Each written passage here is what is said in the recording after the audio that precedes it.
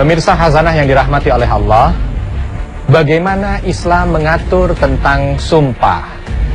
Kita pasti pernah bersumpah, tetapi ternyata sebahagian orang ada yang sumpahnya itu sesuai dengan apa yang sudah disunnahkan oleh Rasul, tapi ada di antara mereka juga yang sumpahnya itu terkadang malah nauzubillah min dzalik, justru menjerumuskan mereka kepada kesyirikan.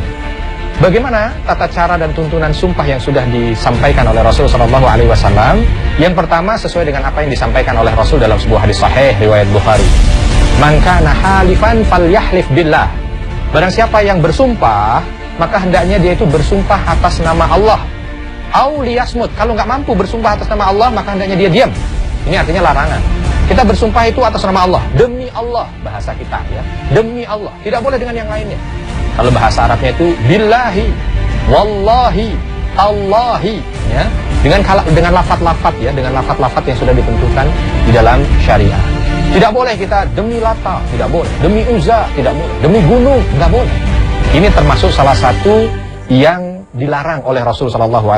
Bahkan ini bisa menjerumuskan seseorang ke lembah kesyirikan. Ini yang harus diwaspadai.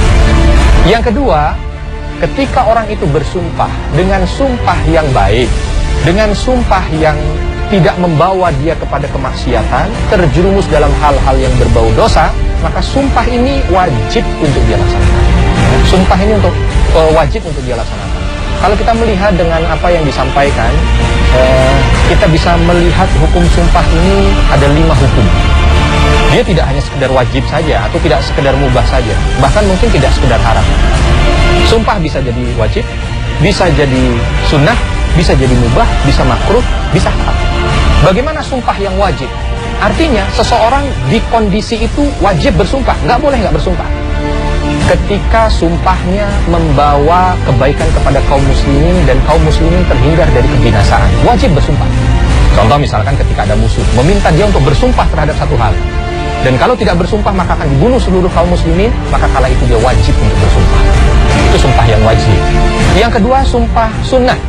Sumpah sunnah ini ketika dia bersumpah, kaum muslimin terhindar dari kejelekan. Contoh misalkan ada 2 orang yang bertikai. Dia melihat bahwa orang yang bertikai itu salah satunya berbuat baik dan memuji orang yang dia musuhi. Maka dia nggak ada masalah ketika dia ingin menjelaskan bahwa temannya itu baik, kenapa kamu harus bermusuhan? Oh, mungkin temannya tidak percaya itu, bohong segala macam. Dia katakan, sumpah demi Allah bahwa temanmu pernah begini. Ini hukumnya sunnah. Karena kalau dia mampu melakukan sumpahnya itu, mengucapkan sumpahnya itu, teman-temannya jadi berbaik. Ada hukum sumpah yang makruh. Bagaimana sumpah yang makruh? Ketika seseorang bersumpah atas hal-hal yang makruh. Rasulullah SAW mengatakan, al-halif itu munafiqatun lisil'ah. Sumpah itu memudahkan orang untuk bisa menjual barangnya, tapi mumhiqatun lil barakah. Itu mengurangi berkahnya. Artinya Rasul mengatakan bahwa sumpahnya pedagang ini terkadang makruh. Ada orang berdagang gitu ya, menawarkan barangnya kepada pembelinya, dia katakan, demi Allah ini barang terbagus, demi Allah ini barang terbaik. Disebut nama-nama Allah, padahal kadang-kadang barangnya belum tentu yang terbaik. Maka ini jatuhnya pada kalimat makruh, pada hukum makruh. Bisa jadi barangnya cepat laris, tapi barokahnya jadi hilang. Berikutnya, sumpah yang haram. Haram bagi seseorang untuk bersumpah ketika dengan sumpahnya dia terjun ke dalam lubang kemaksiatan.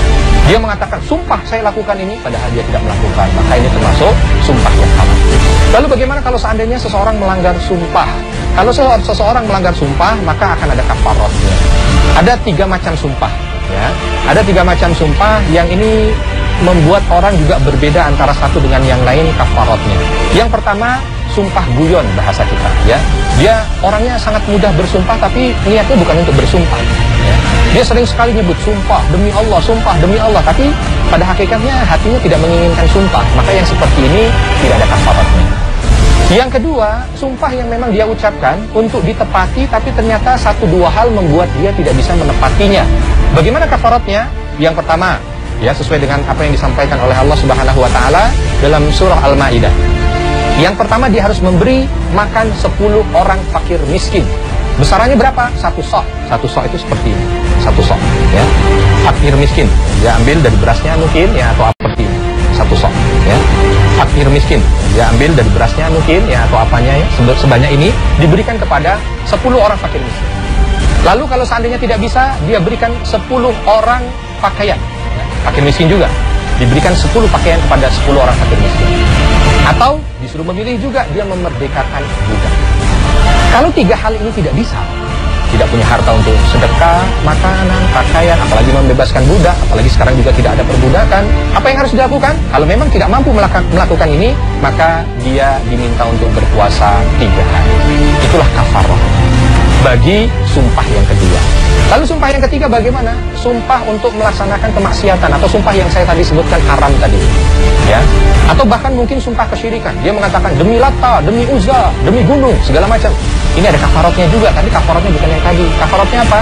Ketika dia bersumpah dengan nama selain Allah, maka hendaknya dia mengucapkan kalimat La ilaha illallah. Demi ibuku, salah yang sumpah. Dia harus mengucapkan kalimat La ilaha illallah. Begitu yang termaktub dalam hadis sahih yang diriwayatkan oleh Bukhari. Tapi kalau seandainya dia bersumpah dengan sumpah bohong, maka apa yang dianjurkan oleh Rasul? Hendaknya dia bertaubat dan diikuti dengan sedekah jauh lebih baik, ya. Sebagai bentuknya dia bersedekah, terserah, besarnya tidak ditentukan seperti sumpah yang nomor 2. Terakhir, lalu bagaimana kalau seandainya dia bersumpah diiringi insya Allah? Demi Allah, insya Allah saya hadir.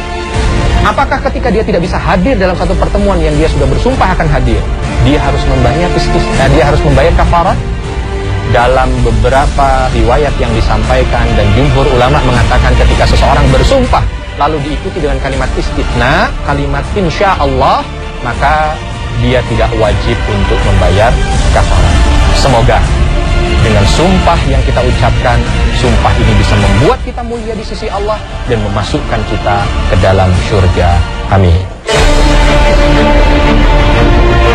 Selain dengan menyebut lafaz Allah, kita pun diperbolehkan bersumpah dengan menyebutkan salah satu dari nama-nama dan sifat-sifat Allah yang agung.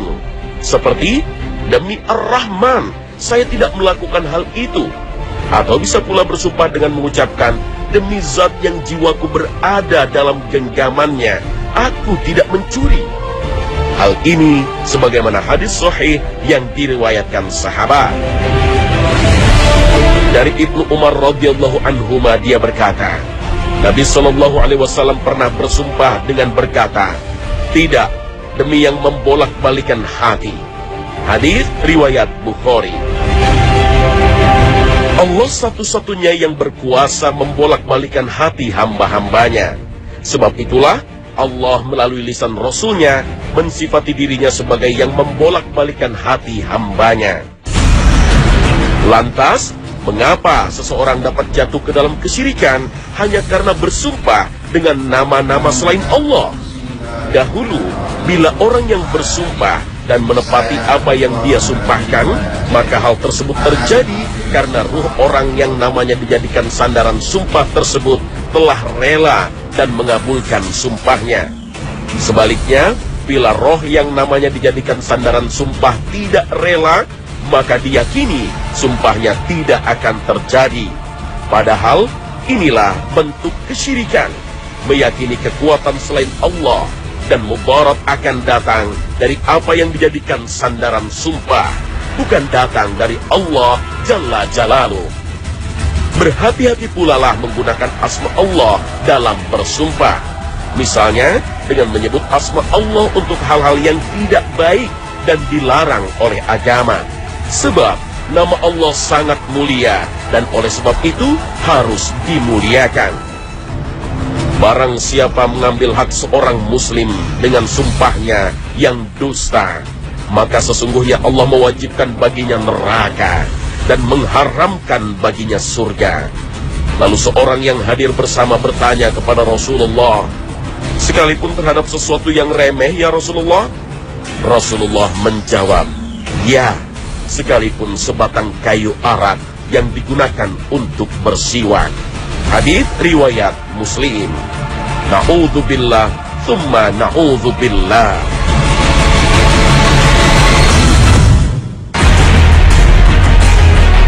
Di antara macam-macam sumpah adalah mubahalah. Apakah mubahalah itu? Kosakata mubahalah berasal dari bahasa Arab yang artinya laknat. Mubahalah termasuk salah satu metode dakwah yang laknat. Mubahalah termasuk salah satu metode dakwah yang disebutkan dalam Al-Quran.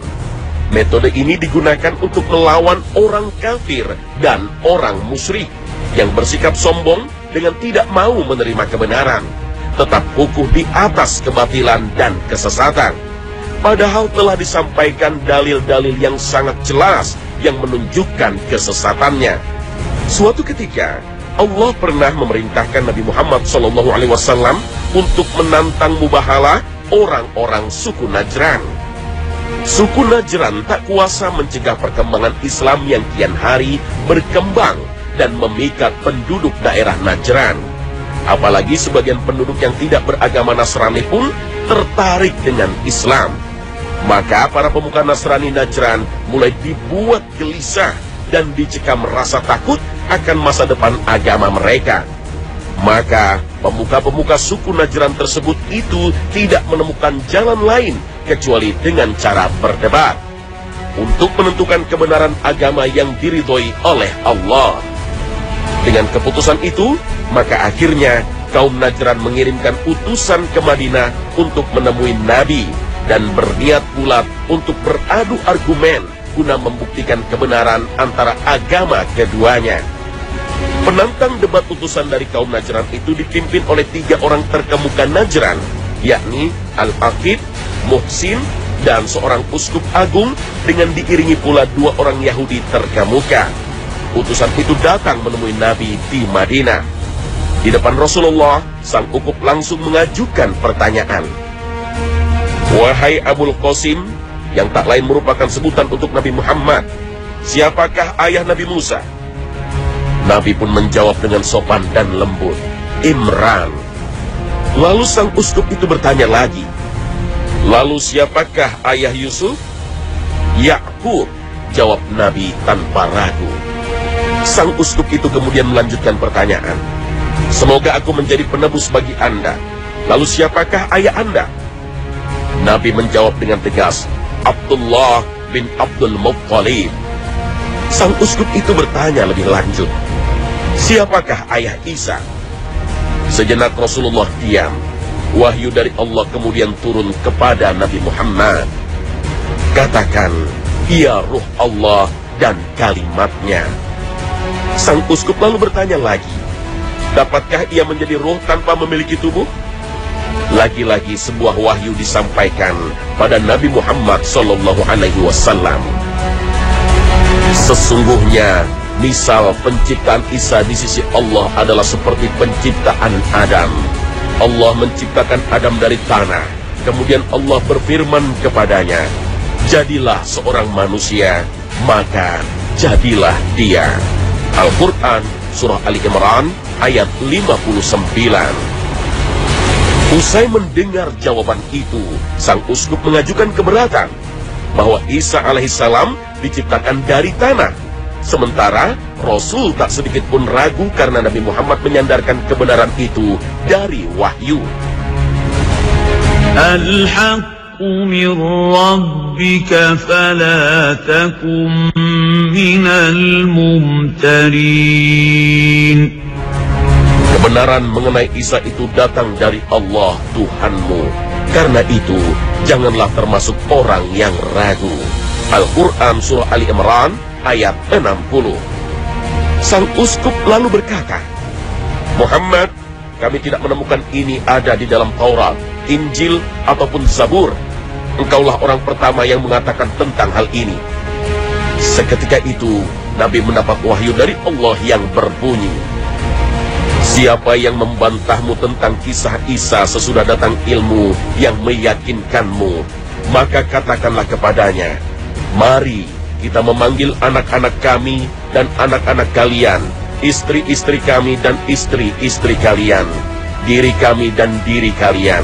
Kemudian mari kita bermubahalah kepada Allah dan kita minta supaya laknat Allah ditimpakan kepada orang-orang yang berdusta. Al-Quran Surah Ali Imran ayat 61. Setelah mendengar ayat tersebut, para utusan itu ternyata tidak mau kalah dan berkata, tetapkanlah bagi kita sebuah rapat yang hikmat. Setiap pihak bermohon pada Allah untuk mengutuk pihak yang lain jika mereka pendusta. Esok pagi, insya lain jika mereka pendusta. Esok pagi, insya Allah, jawab sang Nabi. Keesokan harinya, Rasulullah pergi menuju tempat yang sudah disetujui kedua belah pihak sebelumnya, guna mengadakan mubahalah, memohon kepada Allah agar ia melaknat dan menimpakan bencana besar kepada pihak yang batil.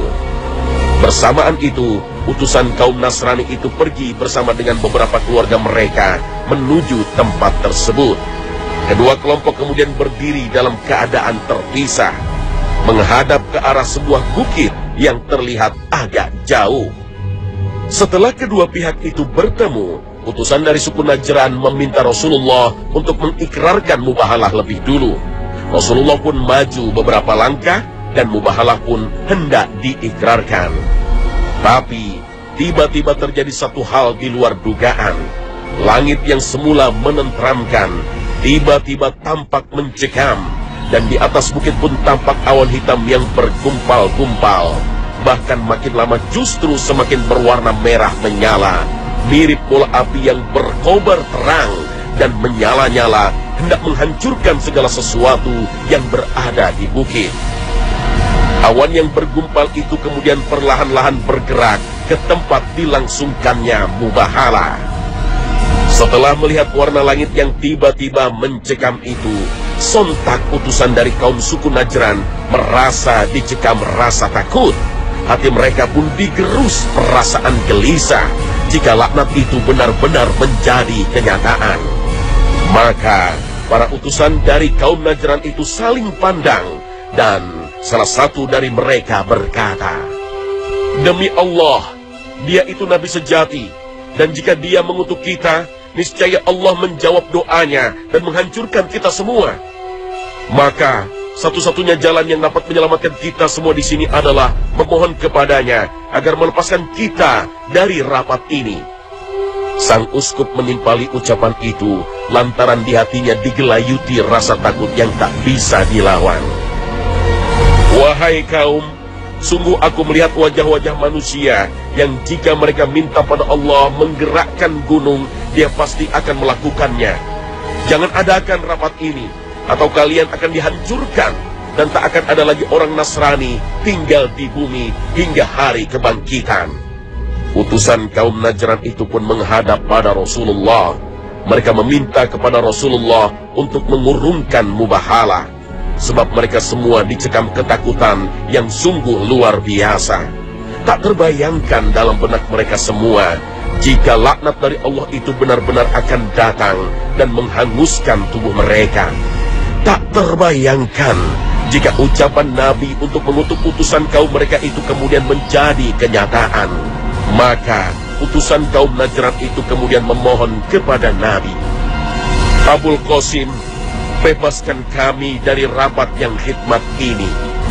Rasulullah akhirnya memenuhi permintaan utusan tersebut untuk mengurungkan mubahalah dan membatalkan laknat Allah itu tiba. Tetapi Rasulullah memperingatkan bahwa mereka akan tetap ditimpa laknat Allah kalau mereka tidak menyadari akan kesalahan mereka lantaran telah berani menentang Rasulnya untuk melakukan mubahalah. Sejak saat itulah tak ada lagi halangan dan rintangan dari kaum Najran ketika utusan Rasulullah menyebarkan dakwah Islam ke daerah Najran. Islam berkembang dengan pesat, membawa umat manusia dari kegelapan menuju cahaya.